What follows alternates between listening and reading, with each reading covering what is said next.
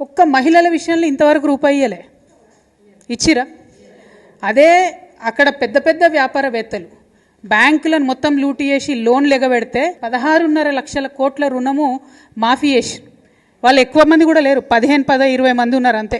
అదానీలు అంబానీలు ఆ స్థాయిలో ఉన్నోళ్ళు ఒక 15 నుంచి 150 మంది వరకు ఉన్నారు. వాళ్లకు మాఫీ చేసిన రుణము 16.5 లక్షల కోట్లు.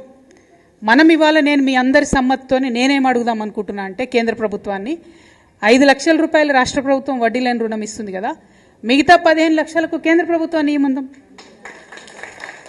వాజిబే కదా నేను అడిగేది, వాజిబే. ఇప్పుడు ఎక్కువ కూడా కాదు, అది 1500 కోట్లేమో అవుతుంది మొత్తం సంవత్సరానికి. అది కేంద్ర ప్రభుత్వం ఇవ్వచ్చు కదా.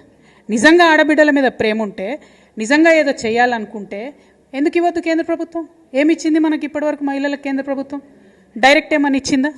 మళ్ళీ నిన్న కూడా గ్యాస్ సిలిండర్ ధర 50 రూపాయలు పెంచేసారు, అవునా?